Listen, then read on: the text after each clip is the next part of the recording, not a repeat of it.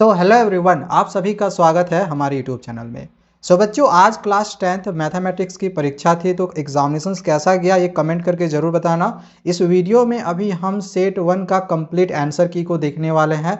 ये question paper code अपना मिला लेना, 35 1 का भी मैं तुम्हें यहाँ पे आंसर की प्रोवाइड करने वाला हूँ। बिल्कुल ऑफिशियल आंसर की है, सारे क्वेश्चन का मैं तुम्हें यहाँ पे बिल्कुल करेक्ट आंसर बताने वाला हूँ।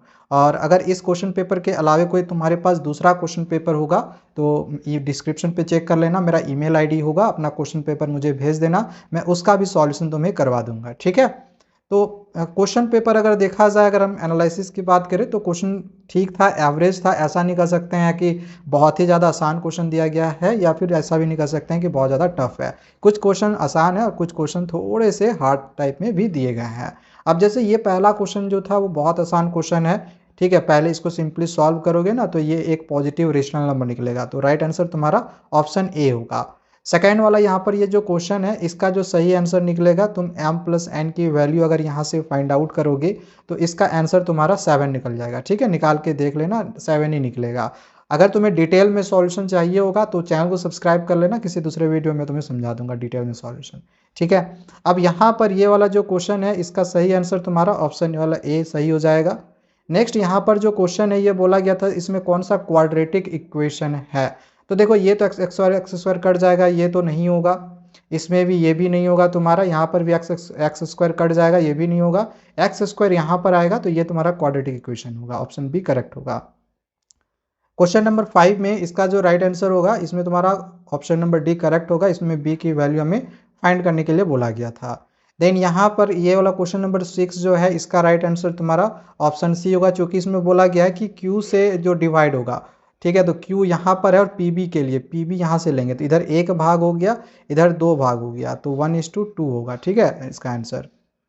नेक्स्ट इसका जो क्वेश्चन नंबर 7 है, प्रोबेबिलिटी का यहाँ पर एक क्वेश्चन दिया गया था। इसमें प्रोबेबिलिटी निकालने के लिए बोला गया था ब्लैक कलर वाला। तो ब्लैक कलर का यहाँ पे देख लो, ऊपर में 7 है तो 7 लिखेंगे, दोनों को जोड़ दो तो 10 हो जाएगा। तो इसका जो प्रोबेबिलिटी निकलेगा, पॉइंट में कन्वर्ट करोगे तो 0.7 निकलेगा। ठीक है, 0.7 इसका करेक्ट आंसर होगा। देन यहाँ पर क्वेश्चन पूछा गया है कि इसमें से कौन सा फॉल्स है, जो गलत है। जो गलत है वो तुमको यहाँ पर पहचानना है। तो जो देखो, दो राइट ट्रायंगल जो होता है ना, वो हमेशा सिमिलर हो ऐसा कोई ज़रूरी नहीं होता है, तो ये तुम्हारा फॉल्स होगा।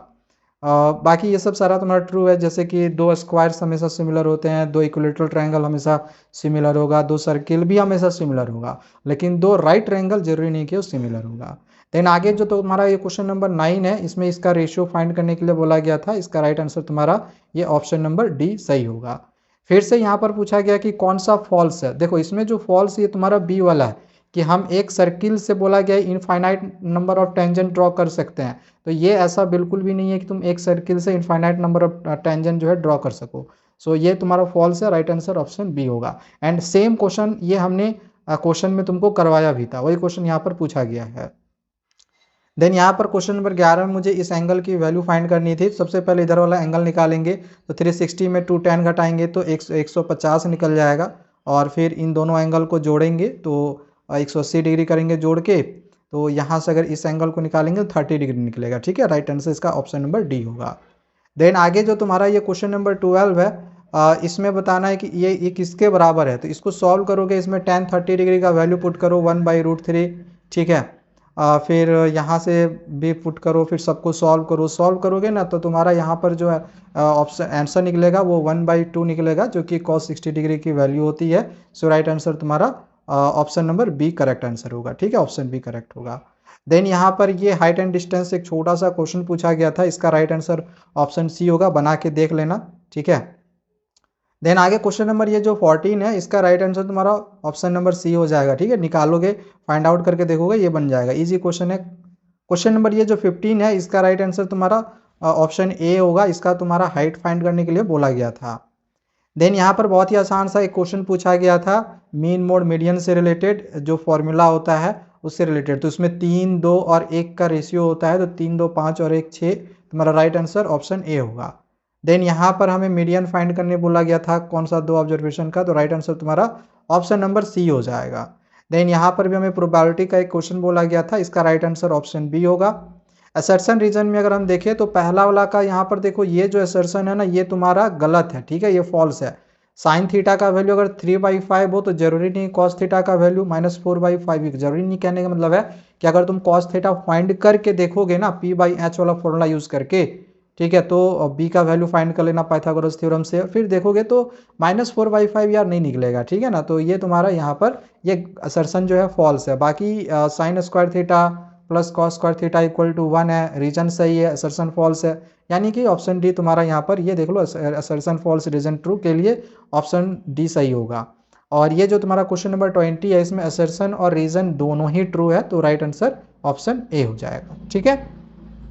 देन अब आगे क्वेश्चन नंबर यहाँ पर जो सेक्शन बी है तुम्हारा, सेक्शन बी का यहाँ पर एक क्वेश्चन दिया गया था, तो ये हमें सॉल्व करना पड़ेगा, और इसको अगर नहीं कर पा रहे हो तो इसको भी तुम सॉल्व कर सकते हो। वर्ड प्रॉब्लम बनाना है, इसको करो, नहीं तो इसको करो, ठीक है, दोनों में से कोई कर सकते थे। अब अगर तुम्हें इसका आंसर जानने होंगे कि भैया इसका भी आंसर बता दीजिए एग्जैक्टली कितना होगा, तो कमेंट करके बता देना, ठीक है, मैं दूसरे वीडियो में तुमको उसका भी आंसर बता दूंगा। बाकी यार ये क्वेश्चन तो तुम्हारा कोऑर्डिनेट ज्योमेट्री का एग्जैक्टली तुम्हारा एनसीईआरटी क्वेश्चन, एनसीईआरटी किताब से ही जो उठा के दे दिया गया है, ठीक है। यहाँ पर ये वाला भी क्वेश्चन, इस तरह क्वेश्चन भी हमने बोला हुआ था आएगा, और वही क्वेश्चन आया हुआ है, ठीक है। यहाँ पर देख लो, ये सिमिलरिटी वाला क्वेश्चन यहाँ पर दिया गया है। इस तरह के क्वेश्चन यार करवाए हुए थे, वही सब सारे क्वेश्चन यहाँ पर आए हुए हैं, ठीक है, क्वेश्चन ईजी है। एंड इस तरह का क्वेश्चन हमने कई बार बोला हुआ था कि तुम्हारा पेपर में आएगा, देख लो 3 मार्क्स में पेपर जो है छप गया है, ठीक है ना। इसके बाद यहाँ पर इस तरह के भी क्वेश्चन हमने करवाए हुए हैं। क्वेश्चन यार देखा जाए तो इधर 3 मार्क्स वाला जो क्वेश्चन है ये काफ़ी इजी है, ये देख लो यहाँ पे ग्राफिकली सॉल्व करने के लिए बोला गया है, ठीक है। यहाँ पर ये सब सारे क्वेश्चन 3 मार्क्स वाले इजी क्वेश्चन ही पूछे गए हैं, बिल्कुल भी हार्ड क्वेश्चन नहीं है, ठीक है। ये सब सारे क्वेश्चन काफ़ी आसान तरीके से पूछा गया है। बाकी अगर तुम देखो ये वाला सर्किल का जो क्वेश्चन है, ये क्वेश्चन भी करवाया हुआ क्वेश्चन है, तुम्हारे एनसीईआरटी और एनसीईआरटी एग्जाम्पलर का ही सर्किल का क्वेश्चन पूछा गया है।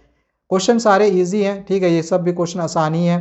देख लो यहाँ पर तुम्हारा थेल्स थ्योरम दे दिया गया है, जो कि कई बार बोला हुआ था कि थेल्स थ्योरम तुम्हारे पेपर में आएगा, वही आया हुआ है, ठीक है। और वॉल्यूम का भी यहाँ पे क्वेश्चन जो है काफ़ी आसान क्वेश्चन पूछा गया है। देन यहाँ पर मीन और मीडियन दोनों को फाइंड करके दोनों का डिफरेंस निकालना था। क्वेश्चन आसान है, बिल्कुल भी हार्ड नहीं है, ठीक है। फिर तुम्हारा केस स्टडी बेस्ड क्वेश्चन में यहाँ पर देख लो, ये वाला क्वेश्चन यहाँ कुछ इस प्रकार से पूछा गया है, ठीक है। और यहाँ पर कुछ ऐसा क्वेश्चन जो है तुम्हारा दिया गया है केस स्टडी बेस्ड में।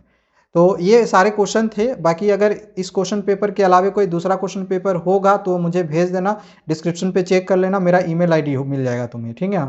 और अगर तुम्हें पूरा डिटेल में सॉल्यूशन चाहिए होगा, सारे का आंसर अगर तुम्हें चाहिए होगा कि भैया सारे क्वेश्चन का आंसर बता दीजिए, तो कमेंट कर देना, मैं किसी दूसरे वीडियो में तुम्हें बता दूंगा, ठीक है। मिलते हैं दूसरे वीडियोज़ में, थैंक यू, बाय बाय।